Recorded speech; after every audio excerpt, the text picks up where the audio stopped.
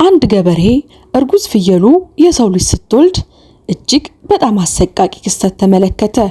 ቀጥሎ ያገኘው ነገር በድንጋጤና በፍርሃት እንዲዋጥ አደረገው።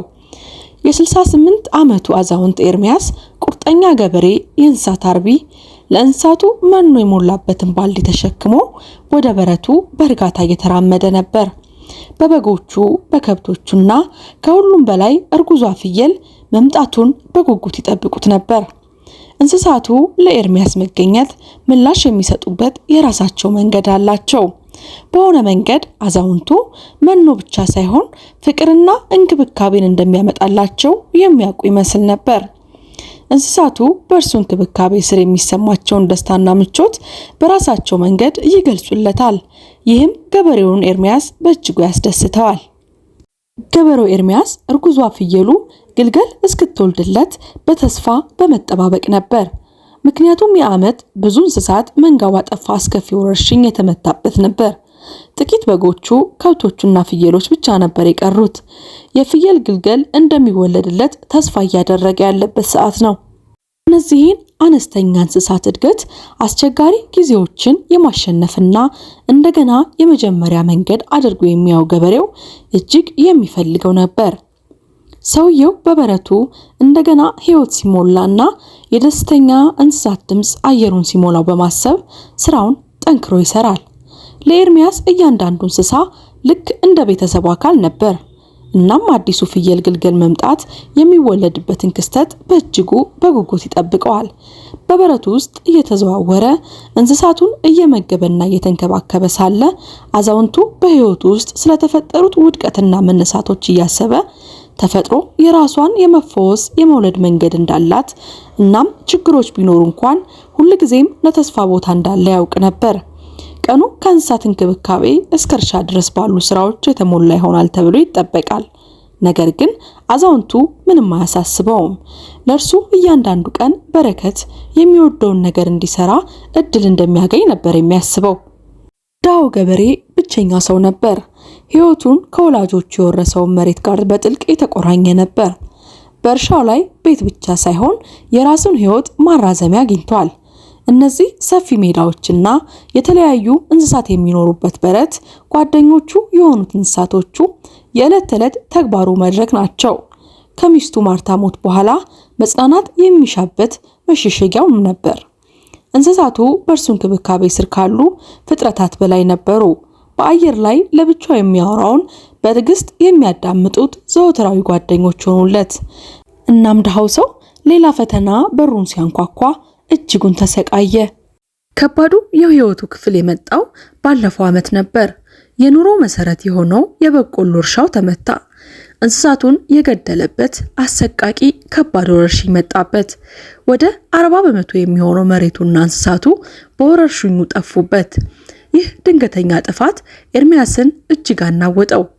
በተከታዩ ንጋቶች ላይ እጅግ የሚወዳቸው በሆኑት ግን በምድረ በዳነት በተለወጡት መሬቶች ውስጥ ይራመድ ያነባ ነበር። ዳው ሰው ያፈሰሰው እያንዳንዱ እንባ የስቃዩና የሐዘኑ ምልክት ነበር። አቤቱ ይህንን እንዴት አልፈዋለሁ? እንዴት እሄዳለሁ ብሎ አሰበ። የጠፋ መስሎት ነበር።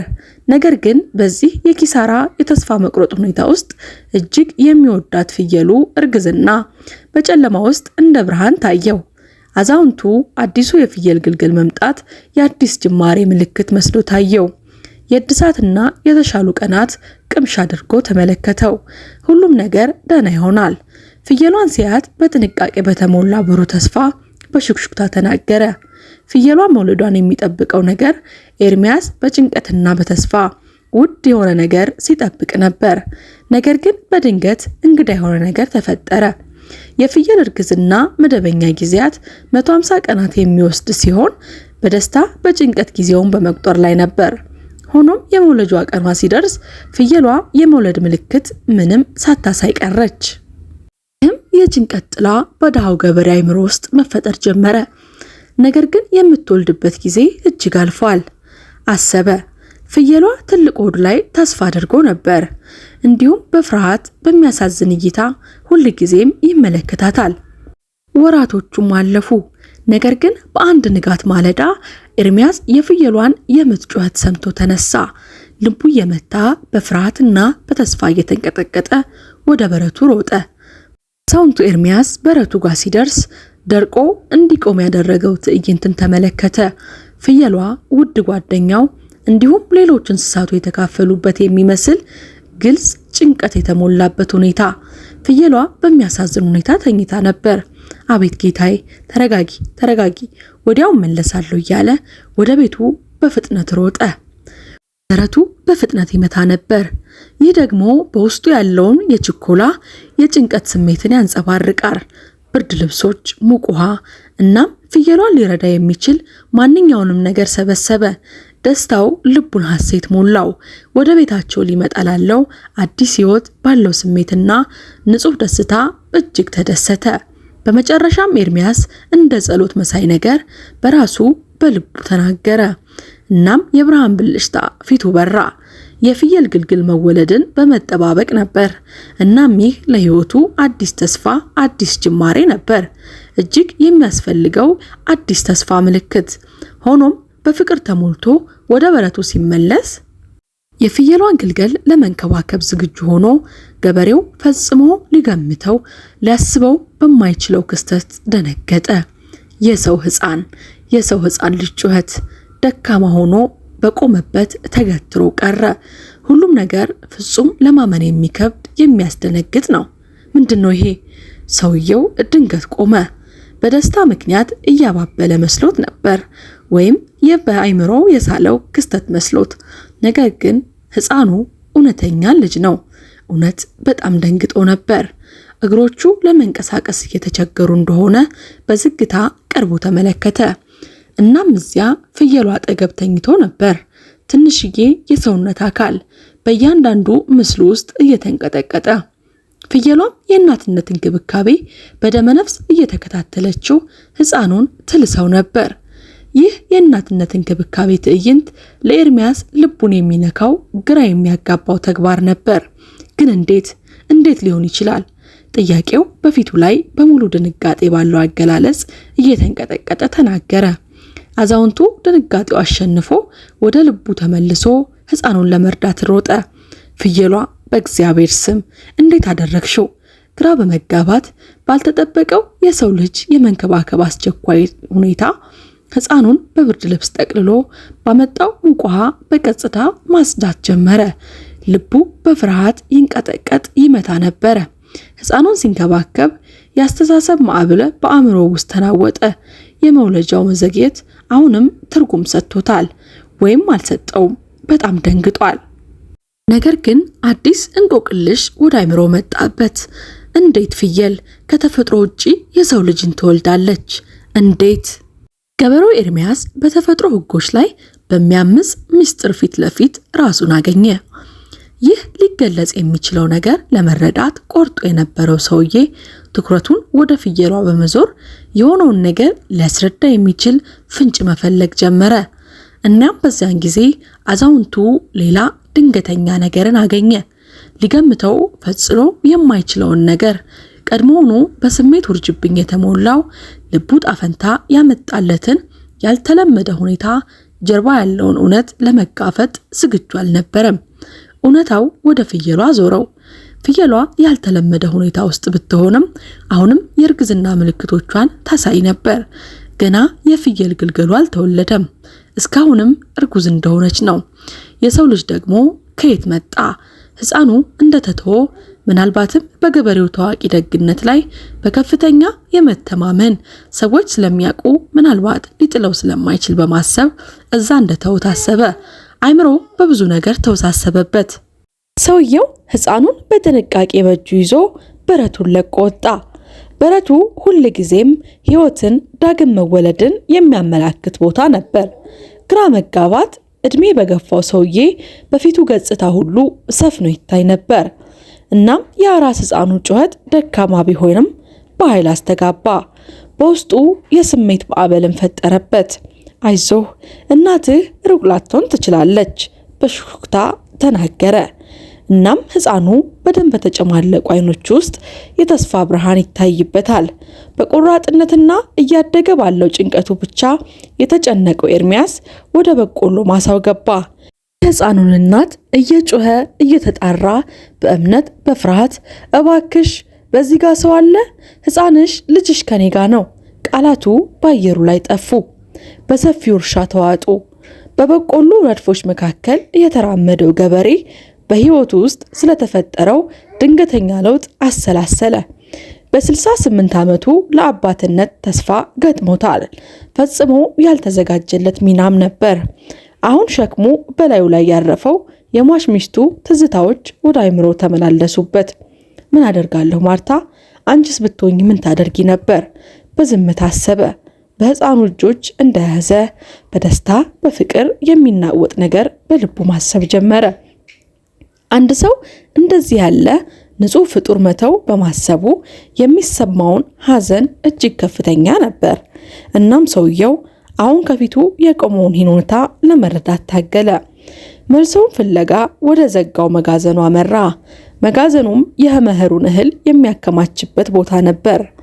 አሁን ግን ጨለማ ሚስጥሩን ሊደብቅ ይችል ነበር።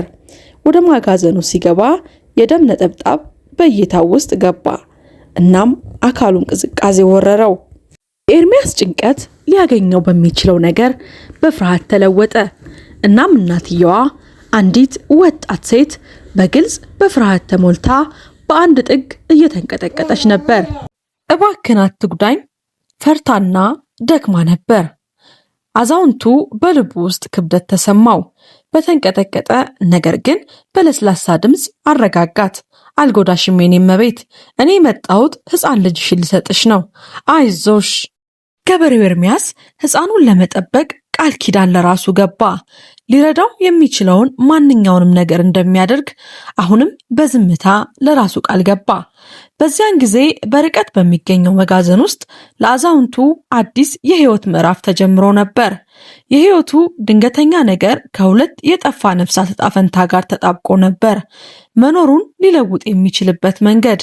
ወጣቷ ሴትዮ ያለችበትን ደካማ ሁኔታ ሲረዳ ኤርሚያስ በፍጥነት እርምጃ መውሰድ እንዳለበት አወቀና የኔ እመቤት ከባድ ጉዳት ደርሶብሻል፣ ስለዚህ እንድከባከብሽ ፍቀጅልኝና ወደ ቤቴ ልውሰድሽ ምን ያህል መጥፎ እንደሆነ በመገንዘብ ተናገረ።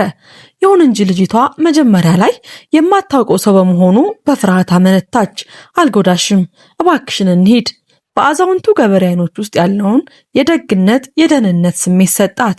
ደሃዋ ልጅ ለመራመድ አቅም በማጣቷ ኤርሚያስ በአንድ እጁ ደገፋት፣ በሌላኛው እጁ ደግሞ ሕፃኑን ይዞ ነበርና ወደ ቤቱ የሚዳርገው ጉዞ እጅግ አስቸጋሪ ነበር። እያንዳንዱ እርምጃ የሁኔታውን አስቸጋሪነትና አስቸኳይነት የሚያስታውስ ነበር። ነገር ግን ሲደርሱ በጥንቃቄ በእንግዳ ማረፊያ ክፍል አስቀመጣት። ሞቃትና እጅግ ንጹህ የሆነ ልብስ ሰጣት። ጥሩ ስሜት እንዲሰማትም አደረገ። ለሕፃኑ ገበሬው ለስላሳ ብርድ ልብሶች በማምጣት ለሕፃኑ እንዲሞቀው አደረገ። እናም ደህንነቱ የተጠበቀና ጊዜያዊ አልጋ አዘጋጀለት። ገላዋን ከታጠበችና የባለቤቱን የማርታን የድሮ ልብሶች ከለበሰች በኋላ ጥሩ ስሜት ተሰማት። በሚያስገርም ሁኔታ የማርታ ልብሶች ልኳ ነበረ። አዳዲሶቹን ንጹህ ልብሶች የገበሬው ደግነት ልቧን አሞቀው። የምስጋና እፎይታ ስሜት አመጡላት። ጌታዬ እንዴት እንደምከፍሉ አላቅም ብላ በእንባ በተሞላ ሁኔታ መሰገነችው። ሕፃኑም ማልቀስ ሲጀምር ሴትየዋ በደመነፍስ ተነስታ ልጇን ማጥባት ጀመረች። አይኖቿ ልጆቿን ሲመግቡ በትኩረት ትመለከታለች። የፍቅር ትስስር፣ የፍቅር የንጹህ ጊዜ ነበር። እጅግ በጣም አስቸጋሪ የሆኑ ሁኔታዎች እንኳን ሊያፈርሱት የማይችሉት ትስስር ነበር። ደሃዋ ልጇን መተው እንደማትፈልግ ግልጽ ነው። ሽማግሌው ኤርሚያስ ትዕይንቱን ባድናቆት በጉጉት ሲመለከት ቆይቶ ሕፃኑን ለምንና እንዴት እንደጣለችው ጠየቃት። በተንቀጠቀጠና በፍርሃት ድምፅ ታሪኳን መናገር ጀመረች። የምትሄድበት ቦታ የትም እንደሌላት እርጉዟ ሉዊዝ መናገር ጀመረች። በአሮጌው ኤርሚያስ እርሻ ላይ ደህንነቱ የተጠበቀ ይሆናል ብላ እንዳሰበችም ነገረችው። ኤርሚያስ በአካባቢው ሰው በሙሉ ደግ ነው ተብሎ የሚታወቅ ሰው ነበር። እርሷም ልትሰጠው ከምትችለው ይልቅ ከገበሬው ጋር በጣም የተሻለ ነገር እንደሚያገኝ አሰበች። ለዚህም ነው በመጋዘኑ ብቻዋን የወለደችው። ተስፋ በመቁረጥ ሽሽጊያ በማጣት ዘመድ በማጣት ብቻዋን በመጋዘኑ ውስጥ ወለደችው። ሕፃኑን ወደ ፍየሏ አቀረበችው። ሞቃት ሆኖ እንዲቆይ የሚያስፈልገውን ሙቀት ፍየሏ እንደምትሰጠው ተስፋ አደረገች። ድካም እስኪያሸንፋት ድረስ የቀራትን ኃይል ሁሉ ሰብስባ ሸሸች፣ አመለጠች። ነገር ግን ሰውነቷ እጅግ ደክሞ ነበርና በመጋዘኑ ውስጥ ወደቀች። ገበሬው የሉዊዛን ታሪክ ሲሰማ የሚያስፈልጋትን ድጋፍ ሁሉ እንደሚሰጣት ቃል ገባላት። እስከፈለግሽው ጊዜ ድረስ እዚህ መቆየት ትችያለሽ፣ በደንብ እስከምትድኚ።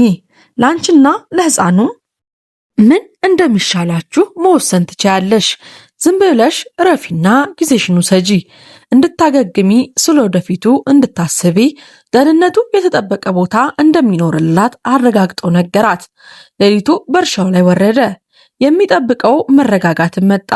ሰውየው ለረጅም ጊዜ ያልተሰማውን ስሜት ተሰምቶት ተኛ። የሰው ሙቀት ከእንግዲህ ብቻውን እንዳልሆነ የሚሰማው ስሜት ተፈጠረ።